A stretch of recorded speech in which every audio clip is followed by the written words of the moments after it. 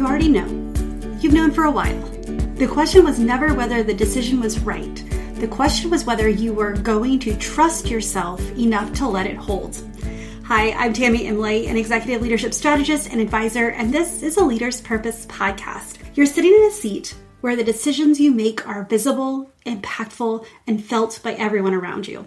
You carry the weight of the organization, and everyone around you knows it, which means everyone pulls on you constantly. And most of what you've been handed about leadership isn't wrong, it's just backwards. I've spent years studying what drives performance at the highest level. Every week, I bring you what I've learned, the patterns, the reframes, and the things that no one's saying out loud, so you can stop managing your leadership and start trusting it.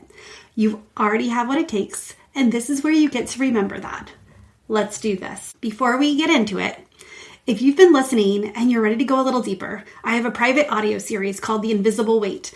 6 episodes, free, loads straight to your phone. Just a closer look at what leaders at your level are carrying that doesn't get talked about in most rooms. So the link is in the show notes. So for the last 6 weeks, we've been talking about leadership myths, naming what's been handed to us about leadership that wasn't wrong. It's just backwards or out of date. Things that may have worked at one point, but in today's culture, don't.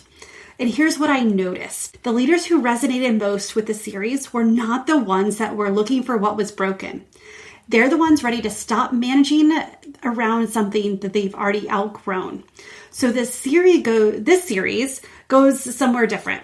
We're not naming what was handed to you anymore. We've done that.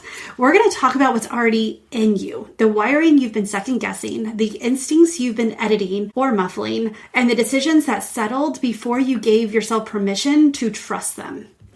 And why am I going here? It's a good question. I'm so glad you asked. I'm going here because this is hands down the biggest opportunity I've seen in every leader that I've worked with over the last 2 decades. They have something within them that they have not been owning. And once they did, everything shifted. So we're starting a new series today, and I'm calling it, This is What You Are Already Built For. Here's what I've seen more times than I can count. A leader who has already made the decision. They run it through every filter, looked at it from every angle, sat with it at 3 a.m. The decision was settled. And then it was opened back up. Not because something changed, but because they haven't trusted themselves enough to let it hold. This is what today is going to be about. Not about how to make better decisions. We'll get to that in a couple of weeks, but how to stop auditing the ones you've already made.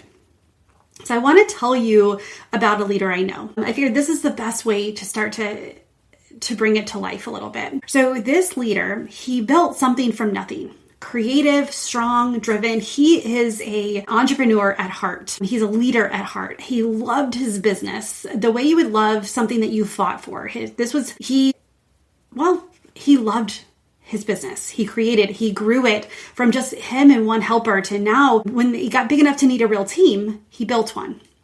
And somewhere in the middle of building that team, everything became urgent. Every decision came back to him.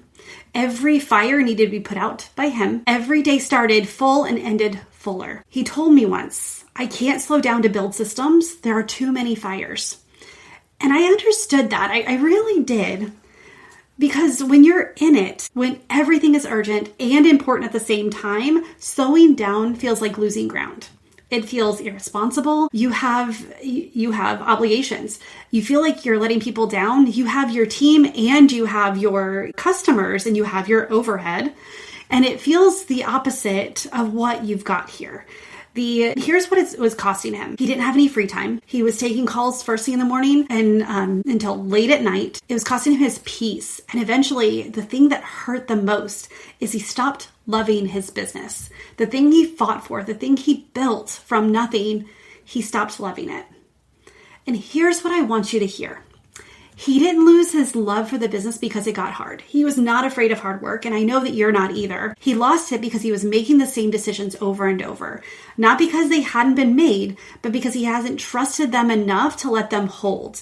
The decisions about who handles what, made and then reopened. The decisions about the process, made and then revisited. The decision about the team, made, audited again the next week. As new information came, he re-looked at decisions that were already made. As as things shifted, he just started redoing the same things that he was already doing.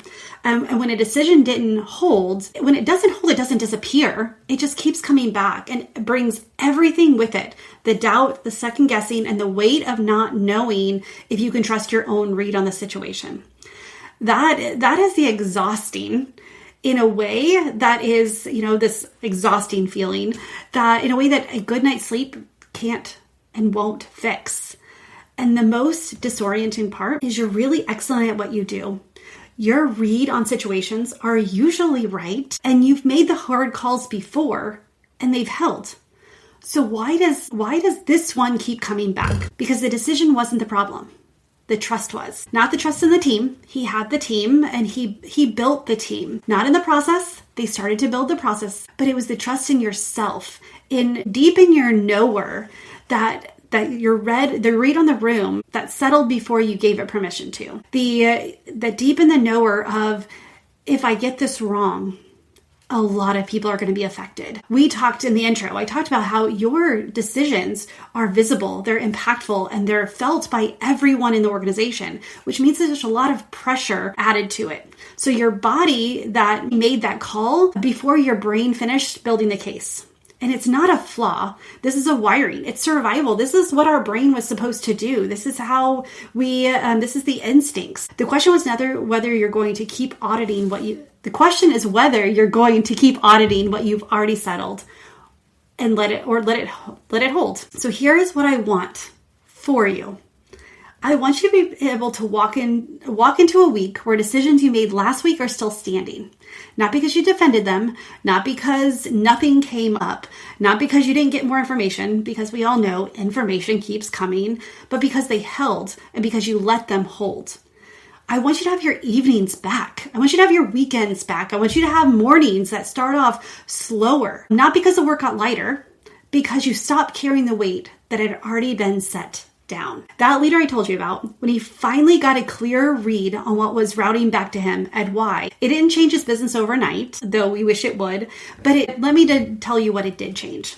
It changed what he did in his mornings. He stopped starting the day in crisis mode. And when you stop starting the day in crisis mode, then there's a lot of times where you don't have to end it in crisis mode either. He stopped making decisions that had already been made. So once he decided on how it was this situation would be handled, for now on, that's how they're handled. And slowly, and a lot slower than he would like, of course, but he started remembering why he built this thing in the first place, why he built this business, why he picked this team, and what really it meant to him. You already have what it takes to lead at this level. What I found in leader after leader, that this is that ones who get their footing back aren't the ones who finally get more information. They're the ones who stop second guessing the information they already had. They already made the decision. And the question is whether you're going to trust it. And I believe you can.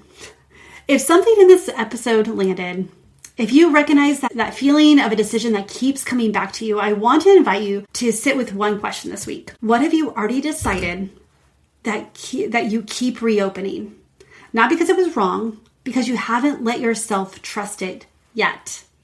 That's where we're going in this series. We've got a couple of episodes. Actually, I don't know how many episodes we're going to do just yet. I've got some ideas. But the wiring you already have, the instincts you've been editing, and the leader you really have been this whole time. If you want to go deeper before next week, there's the Invisible Weight, a private audio series waiting for you. Or if you want to just really get at the heart of it, get on a call with me, TamiMarieCoaching.com/call. And this 45 minutes, let's talk about what is routing back to you, and let's diagnose why and then remove it.